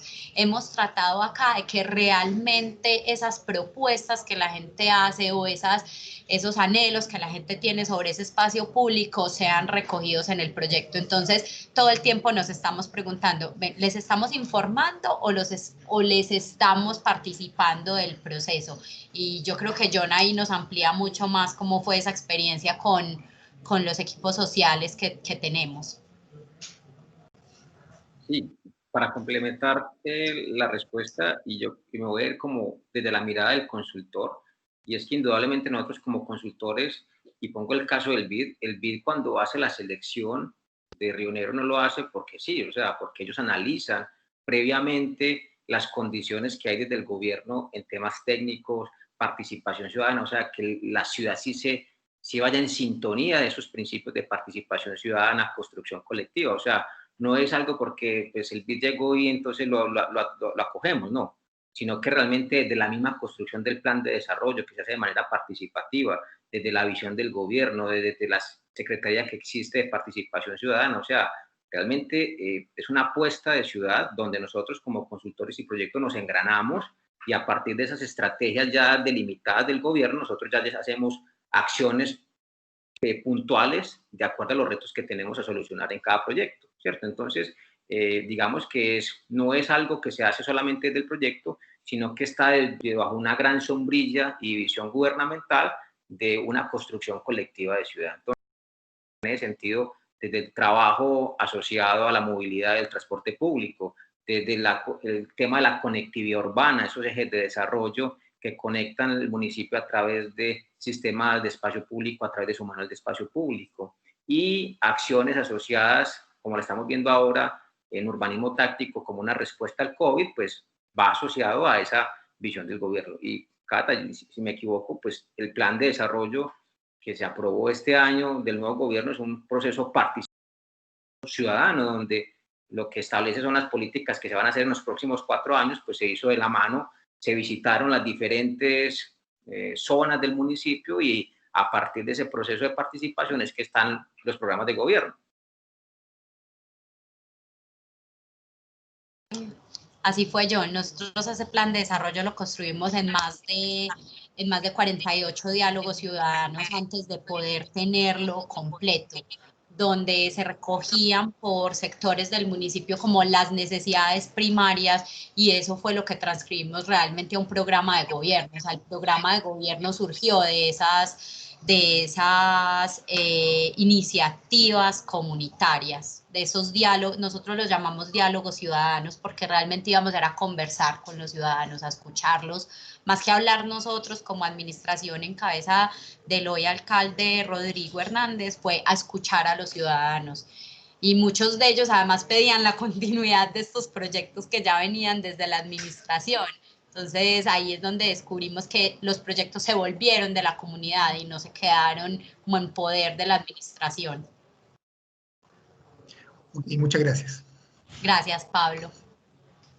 Tenemos, Cata, John, tenemos una pregunta en el chat que dice si pudiesen profundizar cómo fue el trabajo y cómo se organizó a diferentes profesiones y disciplinas, algo que comentábamos ayer, eso tuvimos, cómo se van involucrando y haciéndose partícipe también diferentes disciplinas del área de las ciencias sociales, de la arquitectura, ¿cierto?, de la planificación, en estos proyectos, si fue difícil y cuál fue el aprendizaje. Dale, John. Arranco. Sí, entonces, desde los proyectos, pues la pregunta si es difícil, yo lo respondería y es un reto constante, ¿cierto? Tenemos un reto constante de coordinarnos en el territorio, ¿cierto? Y el coordinarnos en territorio, en las diferentes disciplinas que se requiere. O sea, los problemas tienen tantas complejidades, un problema de movilidad, un problema de espacio público, un reto, no le llamamos problema, el reto de espacio público, el reto de una movilidad sostenible, pues requiere la mirada de diferentes profesiones. Entonces, digamos que es un reto que hay que hacerle un seguimiento y una planificación previa, ¿sí? Entonces, digamos que siempre será complejo, pero lo importante es tener los mecanismos de seguimiento y control y darnos la oportunidad que cuando planifiquemos, esas planificaciones no son estáticas, ¿sí? No son rígidas, sino que la planificación también puede ser dinámica, puede cambiar de rumbo. Y nosotros como profesionales, no ser rígidos a eso. Ahí donde, digamos, los urbanistas, los arquitectos tienen esa capacidad, los sociales, de ser más, tener una amalgama, tener esa capacidad de ser más flexibles, a diferencia de otras profesiones más técnicas, más exactas, ¿sí?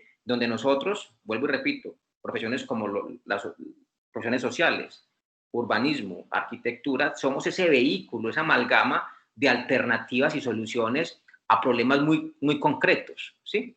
Entonces, ¿cómo se hace? Pues se establecen diferentes mecanismos de seguimiento. Entonces, ahorita lo miramos en los proyectos que se creaba un comité interinstitucional de seguimiento donde las diferentes secretarías participan. Eso es fundamental, tener un mecanismo de diálogo donde se toman decisiones acertadas y que ese mecanismo de seguimiento tiene capacidad de decisión. Yo recuerdo mucho en esas reuniones que Catalina lideraba, y es que deberían estar los secretarios que toman decisiones. O sea, esas mesas interinstitucionales se tienen que conformar estratégicamente para que las decisiones que se tomen se hagan, porque ahí están personas que tienen esa capacidad de decidir en el territorio.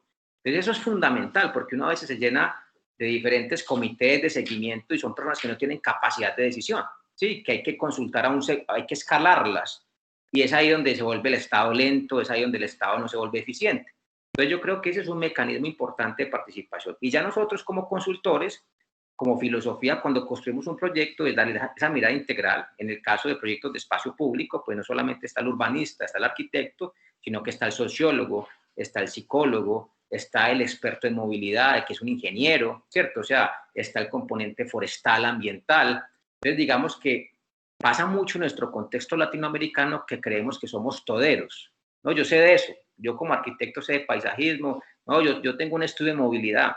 No, eso se lo aprendí yo a un trabajo que hice muy maravilloso con los japoneses, y es ese respeto por las profesiones, ¿sí? O sea, hay unos criterios, hay unas disciplinas especialistas en temas específicos, y ese diálogo de saberes en el proyecto pues ha hecho que estos proyectos que vimos a continuación sean exitosos, ¿sí? Buenísimo lo que nos comenta. Mira, Carlos, si puedes encender tu micrófono, que también tiene una consulta, sería la última consulta de la actividad. Tenemos muchas felicitaciones hacia ustedes, Cata, John, muy interesantes los proyectos. Dice acá, Constanza dice que maravilla, un gran equipo constituyen, así es que se ha transmitido también el trabajo sinérgico que han realizado en Río Negro. Así es que, Carlos, ¿estás por ahí? Sí, en primer lugar, muchísimas gracias. Me presento, soy el jefe del Departamento de Gestión Ambiental Local del Ministerio de Medio Ambiente a nivel central. Escuché muy atento y me gusta también el desarrollar proyectos, así que hay una afinidad tremenda y comparto obviamente la filosofía. Pero hay un tema sí que me gustaría si me pudieran contar que tiene que ver con todo esto, los impactos ex post. O sea, más allá de lo que puedan decidir, te escuchaba atentamente, John, los ingenieros, incluyendo la participación, es cómo esto también, cómo lo ha recibido la comunidad, cómo se ha apropiado, qué cambios ha generado, porque en el fondo, ¿cierto? Hay una valoración, una nueva valoración, quizás un mayor sentimiento de arraigo, porque son temas que acompañan la construcción de la ciudad y el cuidado del patrimonio. Entonces, eso me gustaría saber, básicamente, cómo fue eso, si pudieron evaluarlo o no, porque muchas veces lo logramos, muchas veces el tema de metas, pero los impactos, los resultados, los cambios que esperamos, ¿cierto? Son los que más o menos prevalecen y también se cuidan, ¿ya? Muchas veces se hacen espectaculares proyectos, pero como la gente no se sintió parte o no siente ningún impacto, tampoco ayuda a la mantención ni al cuidado. Entiendo que aquí hay también todo un trabajo bastante de articularse con lo local, pero también qué sensaciones ustedes tuvieron con la gente. ¿Sintieron como que estamos avanzando? Esos son los temas sumamente importantes que muchas veces es difícil de medir. Son temas cualitativos, pero son trascendentales, ¿ya? Como el sentido de la vida un poco, que es muy trascendental. Es difícil de medir, pero es trascendental. Eso básicamente. Muchas gracias.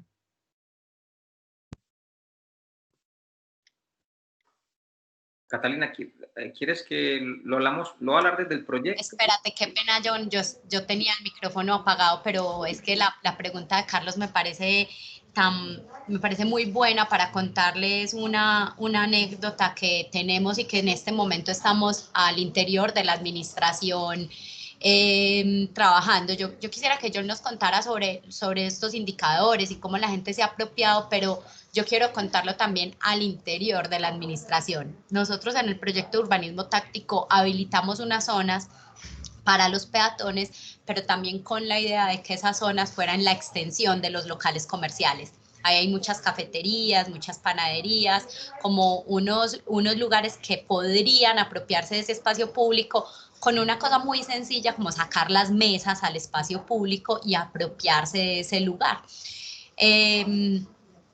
Hasta ahí muy bien. Llegan los retos que tenemos dentro de la misma administración, y es que la entidad encargada de la administración del espacio público, por obvias razones, hace unos cobros, cobra un dinero por la utilización y el usufructo del espacio público para usos comerciales. Entonces, ahí también es súper importante medir eso, también es súper importante medir cómo los proyectos van a una velocidad, proponen, tienen unas propuestas de impacto sobre el espacio público y sobre las actividades económicas alrededor de los proyectos, pero hay veces las administraciones no vamos a la misma velocidad administrativamente hablando. Entonces, claro, hoy les mostramos como lo súper bien, pero también esto tiene detrás muchos retos a los que le seguimos trabajando. Hoy estamos diciendo, bueno, ¿qué vamos a hacer con espacio público, que son quienes controlan el espacio público del municipio, para buscar unas maneras alternativas del usufructo del espacio público que no estén relacionadas con un tema económico, y más en este momento del COVID? Es que si hubiéramos seguido normal, tal vez las personas tendrían con qué pagar por ese usufructo, pero llevamos 6 meses donde las actividades comerciales han estado muy aporreadas y es difícil precisamente pues hacer esas apropiaciones. Entonces, claro, no solo es medir ese impacto que nos plantea Carlos, tan difícil y tan retador, sino que al interior de la administración también tenemos unos retos que medir y que ver a qué velocidad van los proyectos respecto a nuestra gestión administrativa. Eso es súper importante porque nos permite además identificar no solo impactos sociales, sino impactos económicos que los proyectos hayan traído, y normalmente no estamos a la altura de esos retos que nos plantean como estas dinámicas sociales frente a los proyectos. Dale, John. Sí, yo creo que eso que nos plantea la pregunta es un reto constante y en nuestro contexto, la capacidad de medirnos, ¿cierto? O sea, y siempre, por lo general, y es como los retos son tan grandes, los problemas son tan complejos, siempre estamos en una acción reaccionaria, o sea, hagamos el proyecto rápido, hay que hacer la calle, hay que hacer el parque, pero no nos damos a veces la oportunidad de entender esos datos iniciales de arranque y mirar si ese proyecto sí logró la transformación que queríamos, ¿cierto? Entonces, yo creo que esos proyectos que seleccionamos hoy, pues, lo podemos decir con tranquilidad, son ejemplo de proyectos que han arrancado de procesos de planificación e indicadores iniciales y que tenemos, como bien dice Catalina, el reto de las nuevas condiciones que nos está planteando esta nueva normalidad, ¿cierto? En el caso, por ejemplo, del urbanismo táctico, esa acción de la apropiación del espacio público versus un usufructo económico en condiciones complejas, que eso diga, de alguna manera lo estamos aprendiendo todos. Cuando digo todos es el mundo, ¿cierto? Y cómo sacamos adelante los retos que tenemos como sociedad, seguimos evolucionando, pero alternativas físicas conllevan alternativas de funcionamiento, ¿sí? Y que ahí en ese sentido tenemos que estar muy bien coordinados. Lo hablo desde el proyecto, por ejemplo, en el caso del PID, esa fue un principio de arranque, ¿sí? Entender sobre qué contexto estábamos trabajando, saber cuáles eran las condiciones físicas, saber los niveles de accidentalidad, saber cuáles son los niveles de, en este caso, viajes que se hacían en bicicleta. O sea, había todo un levantamiento de indicadores previos, que eso pues se hizo a partir de la información que nos dio la administración municipal y que la hicimos con estudiantes locales de una universidad que se llama la UCO. Hicimos unos levantamientos, hicimos unos testeos en sitio, ¿sí? Eso nos permitió en el proceso contrastarlo a medida que íbamos ejecutando, íbamos revisando. Por ejemplo, la ciclorruta, que pensábamos que solamente iba a ser para uso de biciusuarios, se convirtió en uso para las personas con movilidad reducida, porque nuestras veredas o andenes están hechas con escalas, y como era el acceso al hospital, pues realmente un indicador final era cómo generábamos más espacio para el peatón y para la bicicleta, pero el peatón, al no tener espacio, empezó a invadir el espacio de la bicicleta. Entonces esos datos finales empezaban a arrojar que esta calle tenía una vocación muy, muy peatonal, y que a futuro, tomo las palabras de Catalina en una conversación que hicimos alguna vez, y es, ¿será que esta calle tiene una vocación casi que netamente peatonal y bicicletas? ¿Cierto? ¿Y será que hay que modificar los flujos? Porque esos resultados nos lo están arrojando hoy, cómo estamos viendo y se habita la ciudad. O sea, en respuesta a tu pregunta, sí se han hecho esas mediciones, sí hemos tomado en cuenta esas indicaciones, incluso el proyecto 1 que viste en temas de urbanismo táctico hoy se está continuando, porque ha sido una solicitud sentida de la comunidad y ha sido una visión de planificación de conectar el territorio de manera sostenible. Lo mismo pasa con el proyecto de patrimonio. Hoy la gente, de alguna manera, como lo decía Catalina, en estos acuerdos que se hacían en el plan de gobierno, la gente alzaba la mano cuando continúan el proyecto, porque realmente hay una satisfacción de cómo fue la metodología de participación ciudadana, que no fue un proyecto impuesto. Entonces, digamos que en esos términos nosotros estamos muy tranquilos como consultores, y al ver que la administración pues ha hecho una continuidad de esos proyectos y esas políticas en los proyectos futuros.